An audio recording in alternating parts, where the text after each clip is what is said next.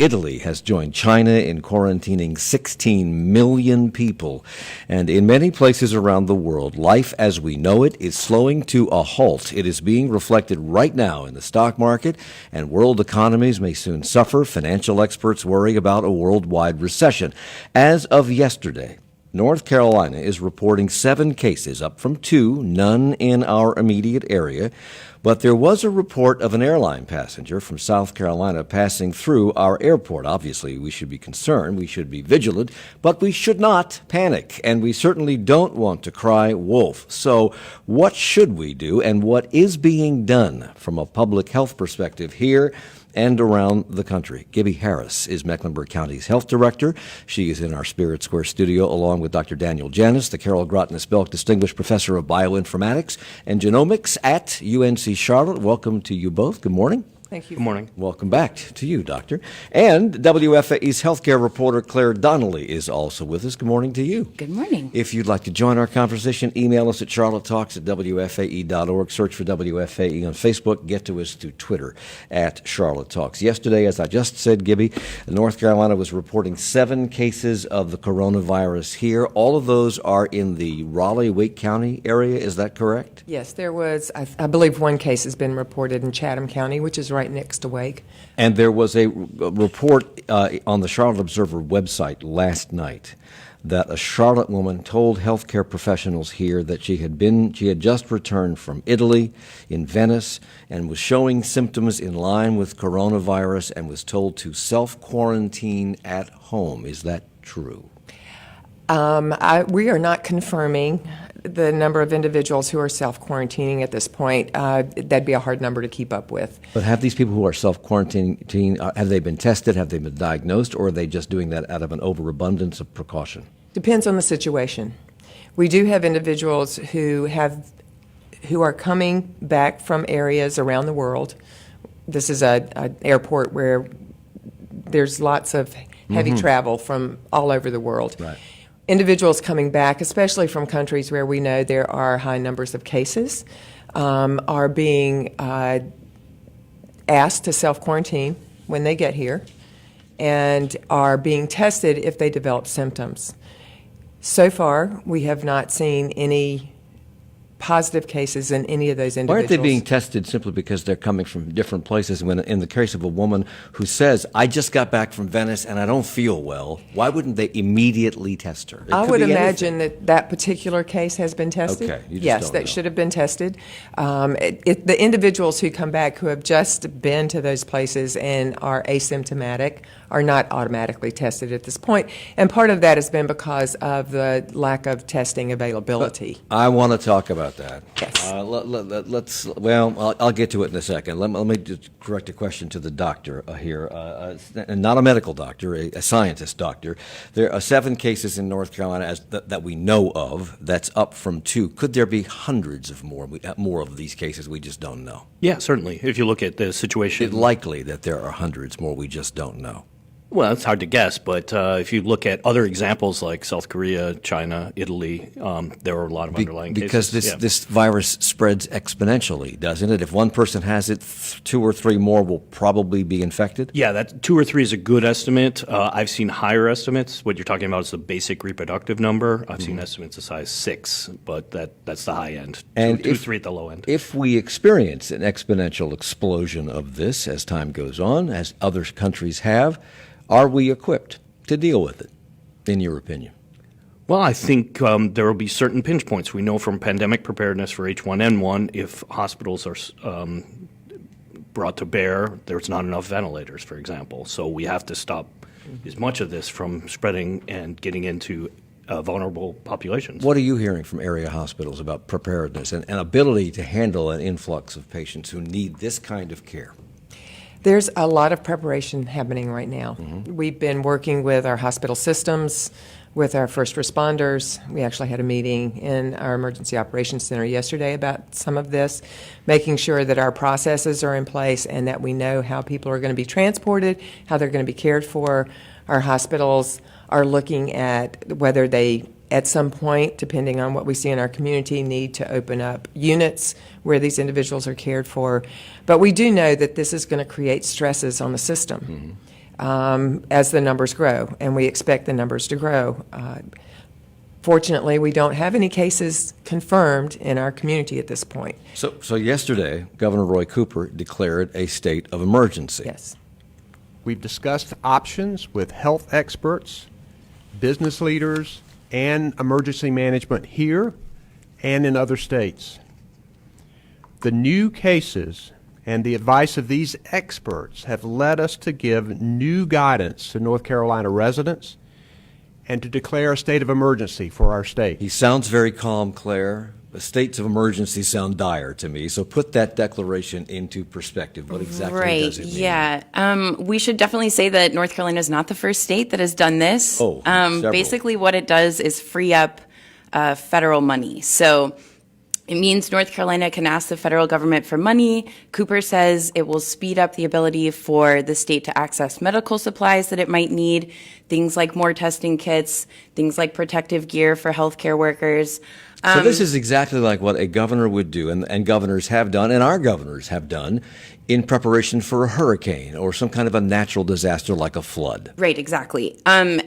The other thing that it does is it triggers North Carolina's anti-price gouging law. So that means that you can't, as like a vendor, charge exponentially high prices for things. You can't gouge people for things like that they might run out and get toilet paper, masks, that kind of thing.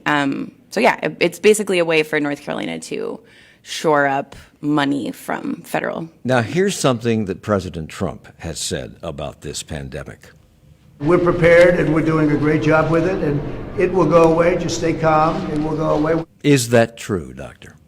It will go SARS away. Is a very close relative of this SARS-CoV-2. Weren't that many cases. It was a lot weaker virus in terms of its reproductive number. It went away by July in Toronto. H1N1, which is distantly related to this coronavirus infected a lot of people, moved around the world, became a pandemic. It went away in August in the northern hemisphere, continued in the southern hemisphere, and came back in 2010. So we don't know. That's a research question. Okay. To answer your question, but we have examples of it fizzling out and it coming back. This is the official name of this is a novel coronavirus, and a novel means new. Does new mean it's a new virus, didn't exist before, a virus that we didn't know existed, a virus that is presenting for the first time in human populations? What does it mean? I think the latter, from a medical perspective, is good, but from an evolutionary perspective, it shares common ancestry with both SARS and MERS. So what gives rise to a new virus, and what makes a virus go away? Well, the newness is it's a novel lineage that for the first time has infected the human population en masse. It may have been happening in small amounts in China. There's anecdotal reports of people who, for some reason, hang out in bat caves being infected, but they are not traveling around the world spreading it, right? So that's very interesting. So that's called spillover. That happens ever so often. And the second part of your question, I think, is, this is novel medically. Nobody's been exposed to this kind of virus before. So unlike influenza, where we might have some immunity and we have tools, vaccines and antivirals, we don't have any of that. The president, I think, is using the influenza virus as an example when he says when the weather gets warm, this will go away, because that's usually what happens to the flu virus. Why does it happen with the flu virus, and how likely is it to happen with this virus? Well, it doesn't absolutely go away. The prevalence goes lower. You can get a summer cold or flu. Okay. Remember, H1N1 emerged in April in the northern hemisphere. The physics of respiratory viruses, frankly, it's the physics of spit, right? The droplets work better in dry, cold air. And we're more close together. Do more indoor events. So, Gibby Harris, you have said that if individuals have symptoms like fever, a cough, shortness of breath, especially if they came from areas of concern, they should contact their healthcare provider or the health department first before they seek care. What does that mean? Why? We are trying to prevent spread, right? That's one of our main efforts right now, is trying to prevent other people from being exposed to people who may be ill. So if they notify us or their healthcare provider or the urgent care or the emergency department or 911, that they may have these symptoms, that they may have been exposed, that allows those systems to be prepared to accept them in a way that keeps them from exposing others. We want to make sure that our first responders are not exposed on a regular basis. We need those folks in the trucks, on the streets. If they become ill or if they get exposed and we have to quarantine them for 14 days, it takes them out of commission. We don't want that to happen. We don't want our healthcare providers in our hospitals, doctors' offices, urgent cares exposed as well. And when you say if they came from areas of concern, you're talking about areas where we know the contagion is high. Seattle, Italy, China, places like that. Where we know we have sustained community transmission are the ones we're worried about the most. And New Rochelle. Let's add that to the There list. you go. It Well, is- it you're is not worth- supposed to be able to come in or out of there. Okay, we have to take a break. When we come back, we'll talk about testing, how you get a test. Can you get a test? Are tests available? And we'll also talk about some of the things that are already happening in this community to protect people from the spread of this virus. And is it overkill, or are they doing the right thing? It's Charlotte Talks on WFAE. College Salisbury, where 97% of graduates leave college either with a job or with acceptance into graduate school. More at catawba.edu. And from doctors making house calls, 125 clinicians providing comprehensive patient-centered care to complex patients in senior communities and private residences throughout the Carolinas. Info at doctorsmakinghousecalls.com. Our conversation about how we're preparing for the coronavirus here in Mecklenburg County continues in a moment. I'm Mike Collins, and this is the WFAE Spring Fundraising Campaign. NPR and WFAE are among the most trusted information sources you have. Listener contributions are the cornerstone of our operation, so please do your part now to pay for the news and conversation you enjoy and depend on. Call 704-549-9000 right now and make a pledge, or do it online at WFAE.org. Thanks, Mike, and we promise it will only take a minute or two of your time to make your contribution right now. I'm Marshall Terry. Thanks so much for joining us for Charlotte Talks today and joining us for our spring membership campaign here at the station, doing what we need to do to bring you future important conversations like the one that we're listening to right now on Charlotte Talks. And we can do that when we hear from you right now at 704-549-9000 or at WFAE.org. In the studio with me right now is Megan Batchelor. Hey, Megan. Hi, Marshall. Thanks for joining us for Charlotte Talks today, having a very important conversation about the coronavirus, what we know so far, how it impacts us in the region. If you value this kind of in-depth, we're not overhyping it. We are giving you what we know with fact, with, a calm, rational tone. There are so many news sources where you can get loud, you can get potentially untrue information. We think that you come to WFAE, NPR, and programs like Charlotte Talks for a calm, rational, data-based voice amidst all the shouting and the yelling. If you value this, can you give us a call? Can you help us out this hour of Charlotte Talks right now? 704-549-9000 or WFAE.org. You'll be joining Mary in Albemarle, who said, I'm already a sustaining member, but I wanted to give a little extra to say thank you, especially in an election year. I count on y'all to keep things informative and sane. That's why we are here, Mary. Thank you so much for stepping up and making your contribution. Any contribution you make today, any amount, any contribution will get you 6 entries into our Spring Ka-Ching raffle. Marshall, we've got this amazing raffle package, a $12,000 gift card to Lowe's, a $5,000 gift card for custom furniture from Carolina Urban Lumber. We've rolled that into one raffle package. One person will win this package at the end of our campaign. Today only, you can get 6 raffle entries for your contribution. Any amount qualifies you. We hope you will be as generous as possible with your contribution to 704-549-9000 or WFAE.org. Somebody is going to win that very exciting $17,000 raffle. It might as well be you when you give us a call or when you do go online to WFAE.org, where you can see the multitude of thank you gifts that we have this membership campaign. If you can join us as a sustaining member of WFAE for $45 a month, we'd like to say thank you by sending you a pair of tickets to a very special event that we have coming up in May. We are hosting Marketplace's Kai Rizdal. We will send you 2 tickets to that, where you can hear Kai speak and also get to meet Kai Rizdal if you're a Marketplace fan. If you can afford to do $45 a month, if you can afford to be slightly less generous, maybe $20 a month, $10 a month, we've got thank you gifts at those giving levels as well. We encourage you to go to WFAE.org to see all the thank you gifts. Of course, get your 6 raffle entries today and today only for that $17,000 home improvement spring cha-ching raffle as well. 704-549-9000 like that good person, or go to WFAE.org. Thanks for your support.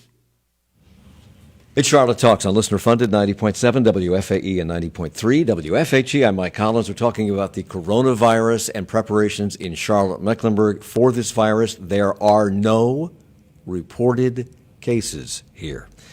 Just on the safe side, we want to talk about it. Gibby Harris is here. She's Mecklenburg County's health director. Daniel Janis is the Carol Grotnes-Belk Professor of Bioinformatics and Genomics at UNC Charlotte. He works with this nasty stuff, viruses and things. And Claire Donnelly is our health reporter here at WFAE. This virus is spreading across the United States, obviously. Testing here has been considerably lower than it has been in other countries, and we seem to be loath to use the test that other countries have been successfully using. We want our own test. Those tests have been criticized by people in the government hierarchy at the federal level. But the president insists that anyone who wants to be tested can be tested. That is a quote. Health officials disagree. What's the situation here? Yes. If I want a test, Right. Can I go to the hospital right now and get one? No. Why not?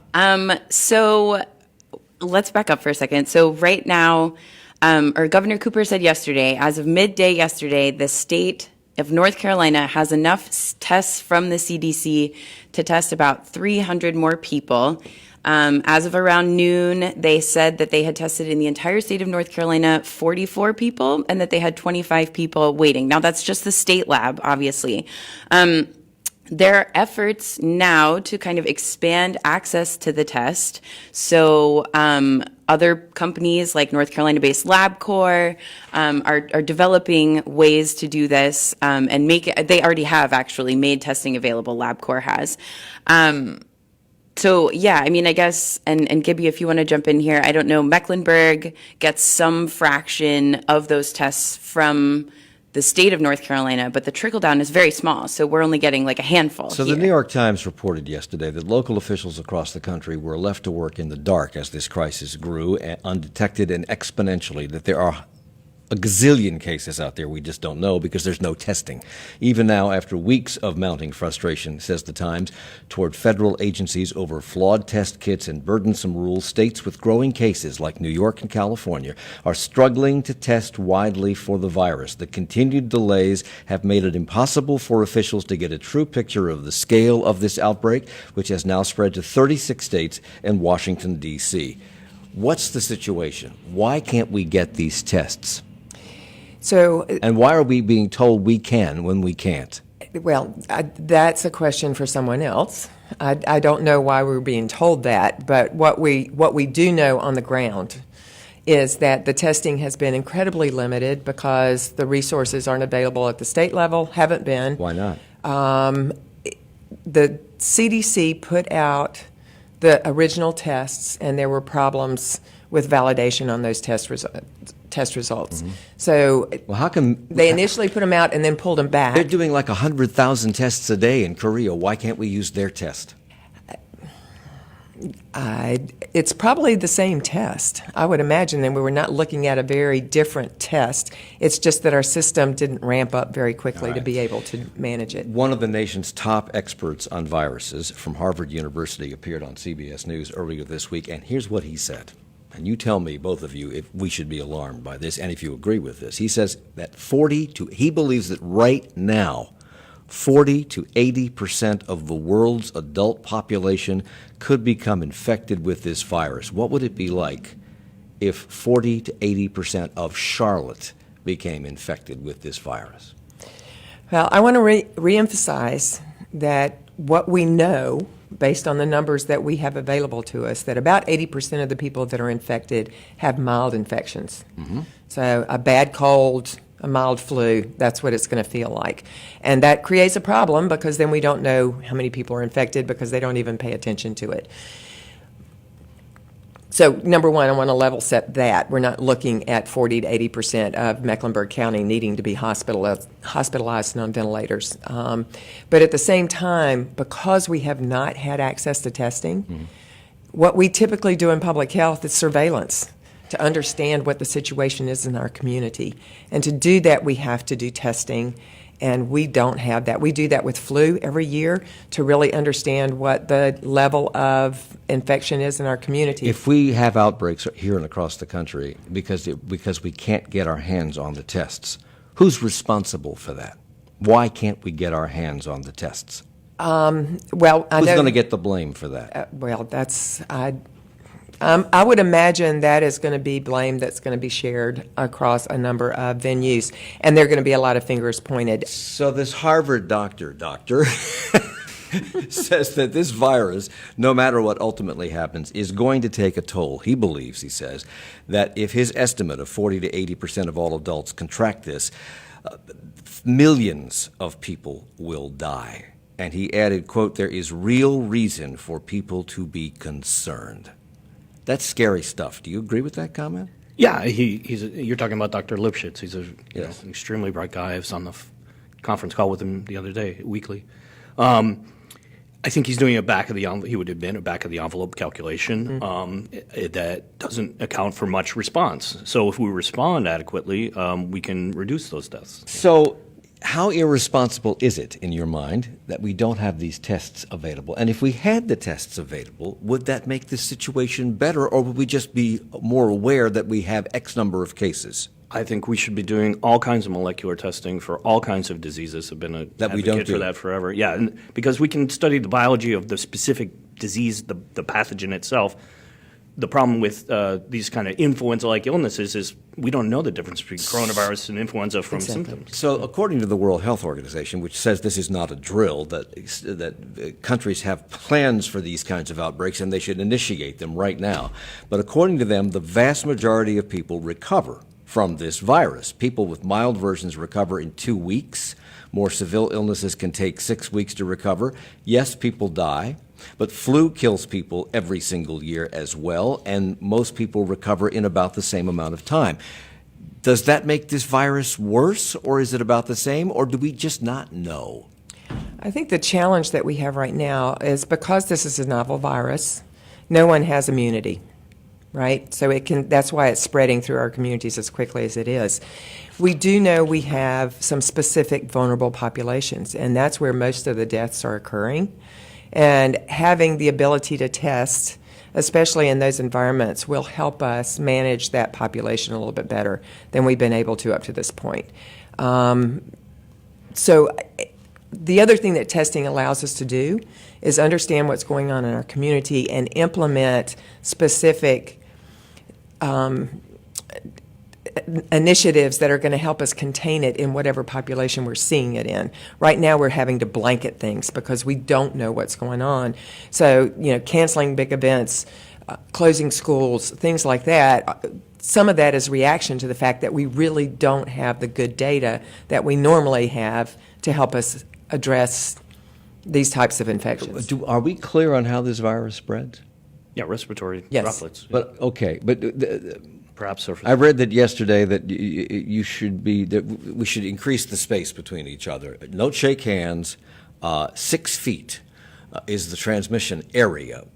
Even if you're not coughing or sneezing or, to excuse the expression, spittle droplets are not spreading across the room. Just because you might be infected, are you shedding the virus in that 6-foot area? Is that what's going on? Yeah. I mean, 6 feet, I guess, is the It's the standard. Yeah, it's a rule of thumb. Yeah. Okay. And we don't know how long it lasts on surfaces because I read yesterday that it lasts 9 days on metal, on paper, on glass, etc. Yeah. Are we certain of that? There are data for MERS, and it is a matter of days. There are no data for novel coronavirus. What's the yet. flu? 6 to 8 hours? 48 hours on a surface? Flu is pretty weak. So this is a virulent virus? Is that what this is? Virulent probably speaks to the pathogenesis. Yeah. I'm not a doctor. How bad it it's infects you. different. Yeah. So we have no vaccine to protect. Yeah. We have no cure. We have nothing in the pipeline to slow down the progress. There's no Tamiflu. Well, we have countermeasures such as social distancing, or we've even started to use the word quarantine. That's the first time I've heard it in public health for a long time. and supportive care. Yeah. But we have nothing like Tamiflu that can lessen the symptoms once you get it, right? There are experiments going on with other antivirals trying to be repurposed. And there but was that work's not done. There was a news report that says, I think it's in North Carolina, there's a supercomputer at one of the universities in North Carolina, maybe yours, where they're working on digital cures for this. In other words, they're putting the virus through the computer, and the computer is running tests on chemical compounds and drugs that might weaken or kill this virus. How do you do that digitally? Well, it sounds like a good approach. If you can sort of encapsulate in a computing code the reaction you would want to test, how the small molecule interacts with the surface of the virus and blocks it from replicating itself. If you can encapsulate in that code, you can do it faster than in the lab. So they've cut off an entire area of northern Italy. You can't go, you can't come, you can't go, you can't leave. It's quarantined. They've done the same thing in New Rochelle, New York, which is astounding to me. Can we do that here? Would we do that here? It depends on what we have going on in our community. At this point, I don't see that happening. Again, Well, part because of we the, have no infections here. exactly, we have no infections here. So moving forward, there's layers of guidance that we're getting. So we get guidance from the CDC. At this point, we have not gotten specific guidance from the CDC or from the federal government about social distancing Is or that about unusual? canceling events. We were told a week and a half ago that we'd have that guidance soon, and we have not gotten it yet. Is that because they don't know yet, because it's so new, they don't know they don't want to give out wrong information, so they haven't given out any information? Well, I Or think something there's else going on. I think behind the it's probably a combination of things. I do think that one of the things that's happening in this particular situation is it's not just a public health issue. It's not just a health issue. It's an economic issue.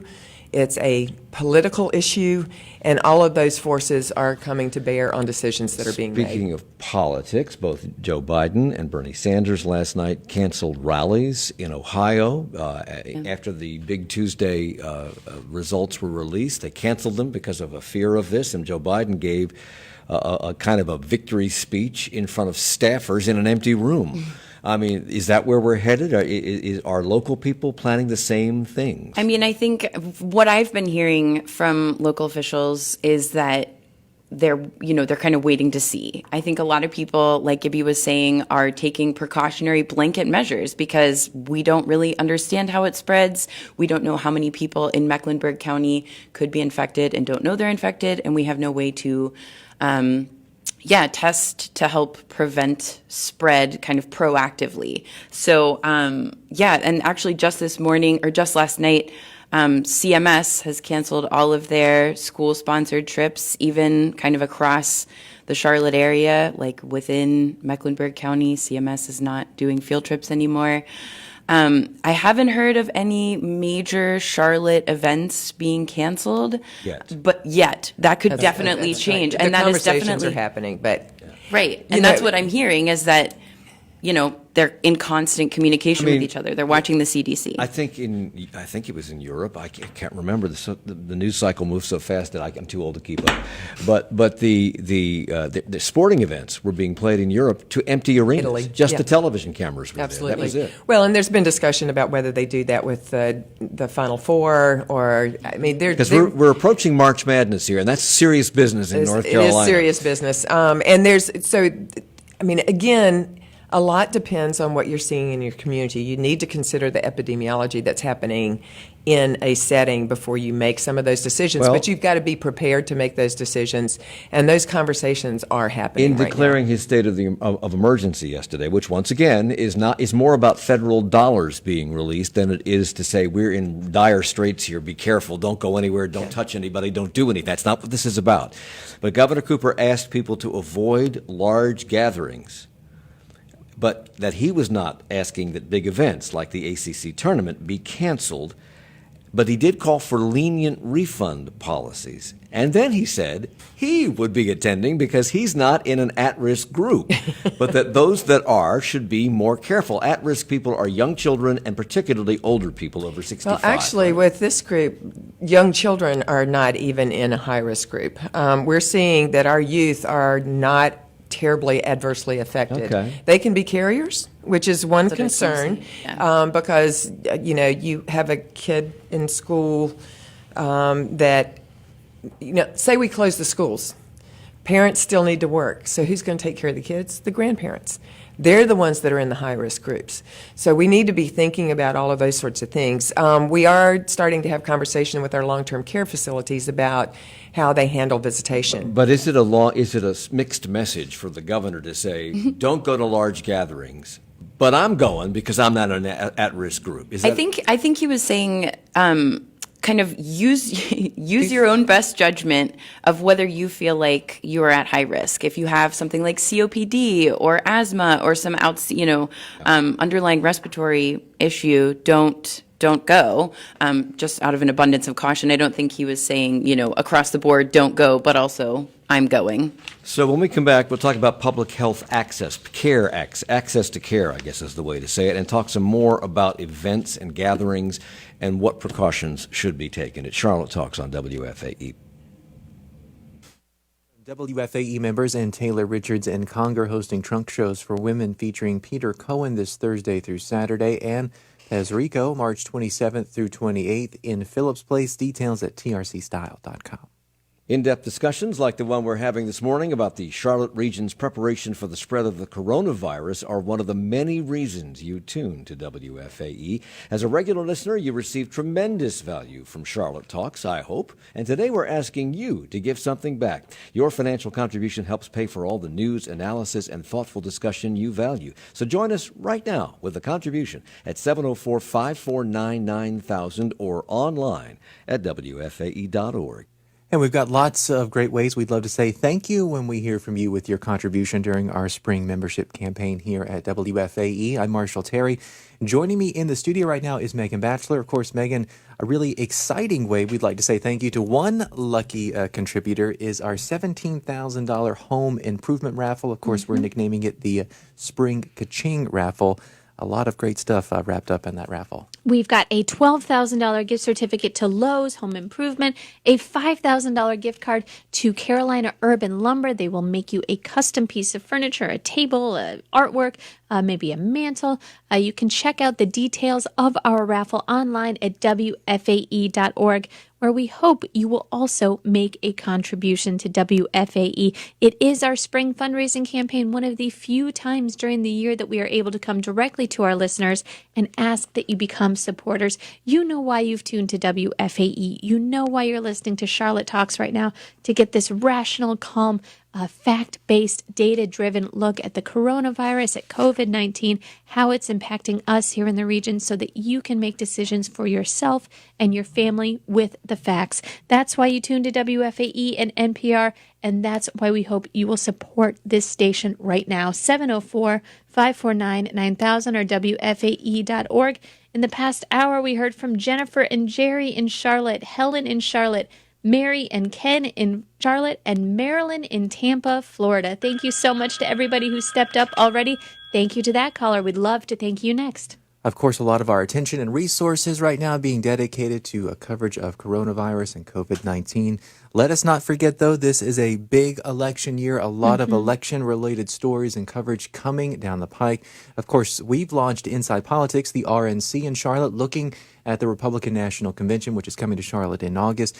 We've got daily updates from the campaign. Of course, we temporarily paused our fundraising last night in order to bring you election results from Big Tuesday. That's our dedication to you, to bring you the latest in election coverage this big election year. And we can only do it with your support. Thanks to past callers, past contributors, made all of our election coverage last night and in the past few weeks possible, hoping that you will give us a call right now to ensure that we have the resources we need as we get closer to November, as we get closer to the RNC. 704-549-9000.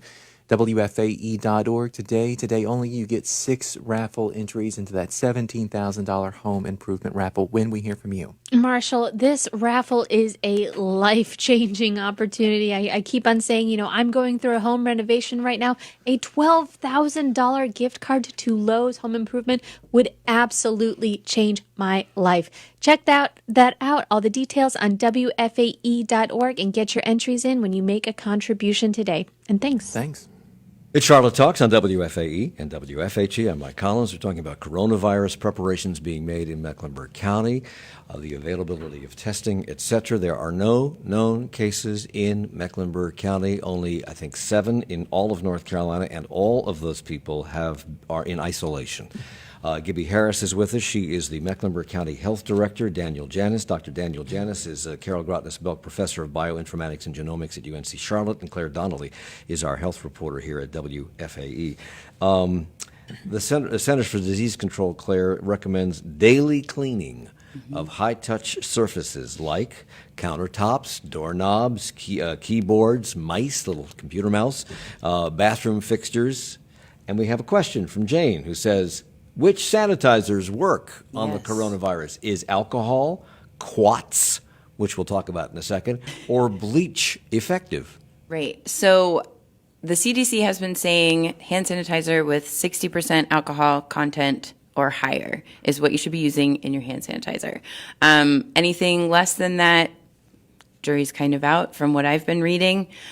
Bleach, Gibby, I'm not sure I know some of previous coronaviruses have responded to bleach, but I'm not sure about the recommendation right now is the basic cleaning tools that we currently use. So the problem is if you go to the grocery store, you will not find Clorox wipes on the, but a mixture of 1 part Clorox to 10 parts water will do the same thing. On a paper towel or something else. Exactly. Or ration your cleaning supplies.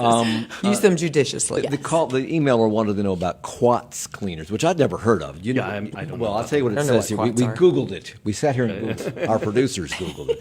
Quaternary ammonium compounds are potent disinfectant chemicals commonly found in disinfectant wipes, sprays, and other household cleaners that are designed to kill germs. It's often the stuff that allows a product to claim to be antibacterial. This is a virus, not a bacteria, as they are certified by the EPA as pesticides. So there you go.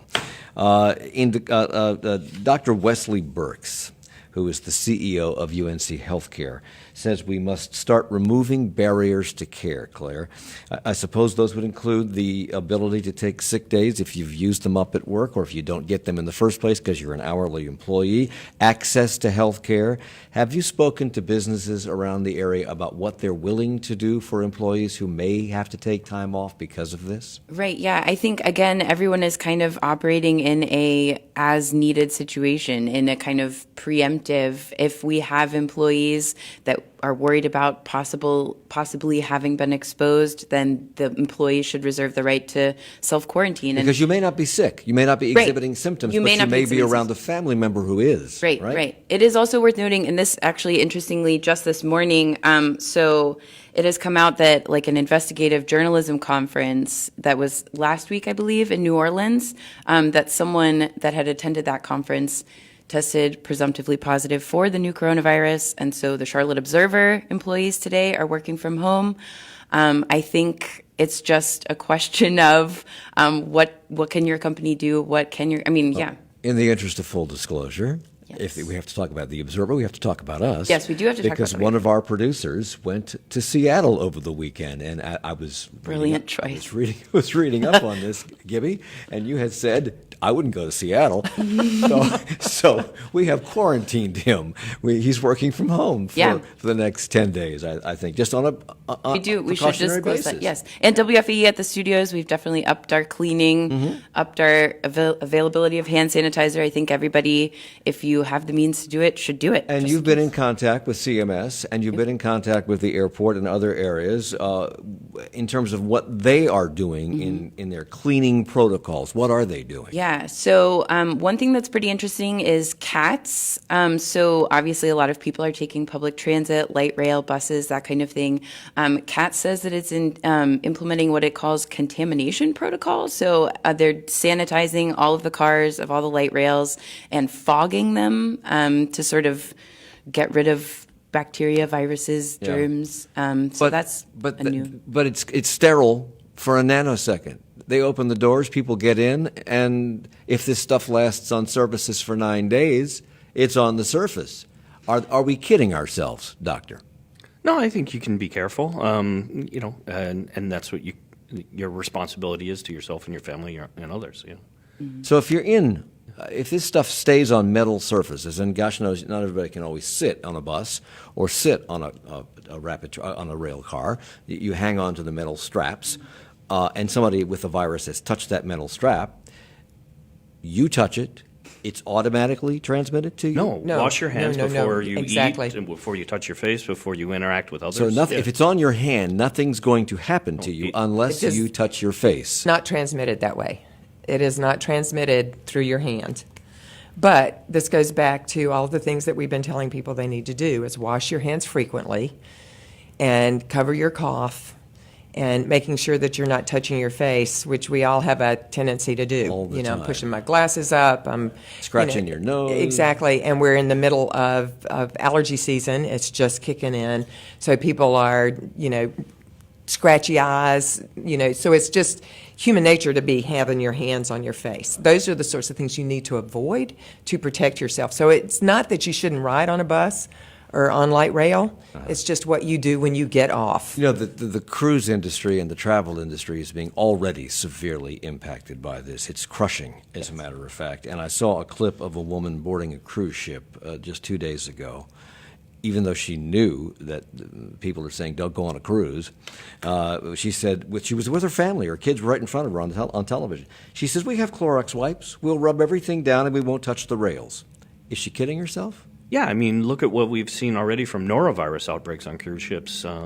There's something special about that environment. You're cooped up. A lot of people in the close people quarters. serving you are Quarters. cooped up. Imagine below decks. The Well, the other conditions for the challenge workers. Yeah. even if you don't become infected, you may very well be quarantined on that cruise ship. So it depends on what you're willing to do. It isn't just the Final Four or not. It's spring break. It's spring break. Yes. So talk about this, because a lot of college kids get on an airplane and they go to the beach, wherever that beach may be, and they hang out in big groups together and have a good time.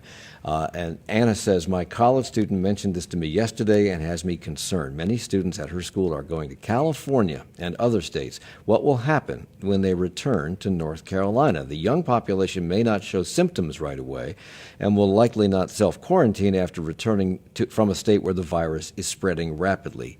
Is this advisable? So I will say that a lot of schools, I think, in North Carolina and across the country are grappling with this question. Duke says that it's now going to do online-only classes until further notice.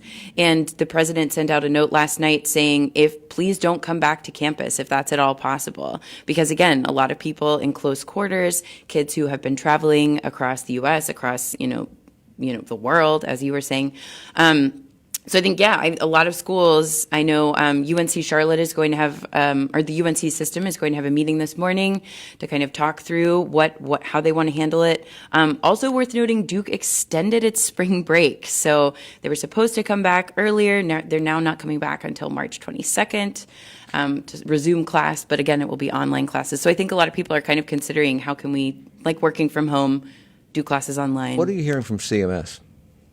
About their plans how would they decide, when would they decide whether normal classes can continue? Yeah, that I'm not sure about. I don't know. Because other colleges and universities, I think the University of North Carolina, I know you cannot speak, Doctor, to what the university has decided or any policy, because that's not your job.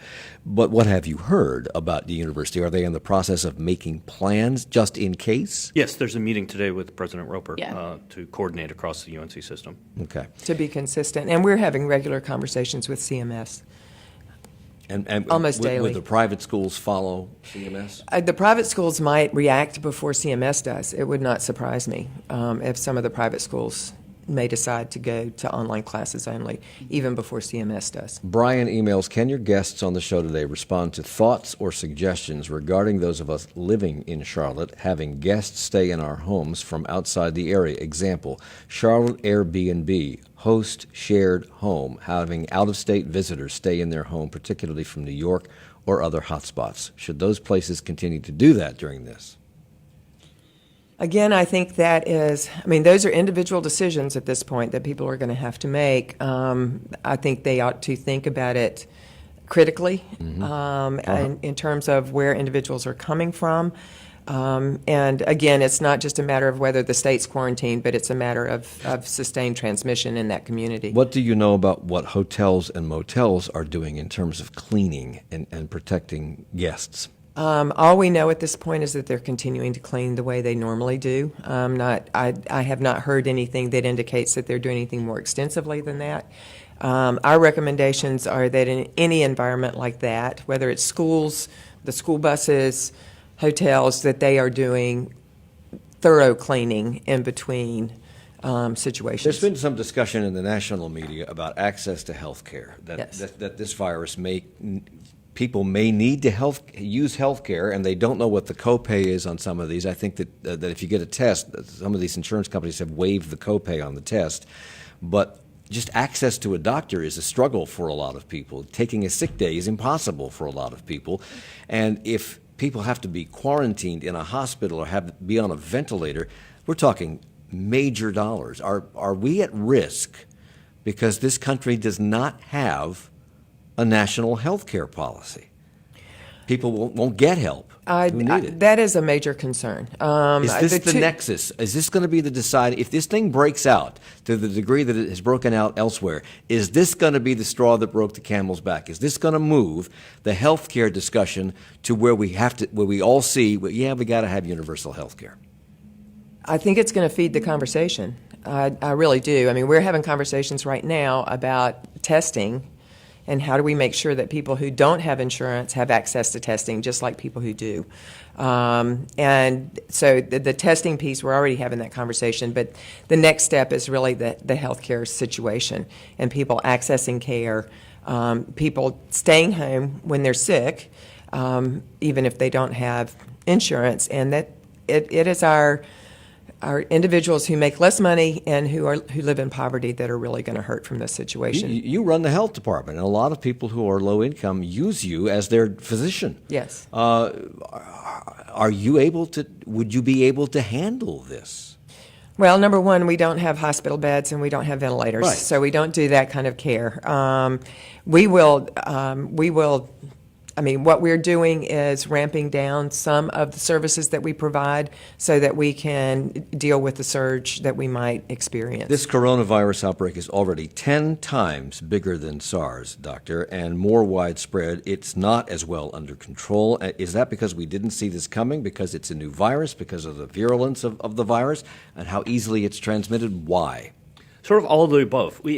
Actually, in the scientific literature, there are papers ours in 2008 up through 2013 warning of such an event. But there was a movie warning of such an event. Yeah, well, that's fiction. There were several. There's verified, peer-reviewed scientific research that says this is coming. But that doesn't spark the interest of many lawmakers. I have spoken to them.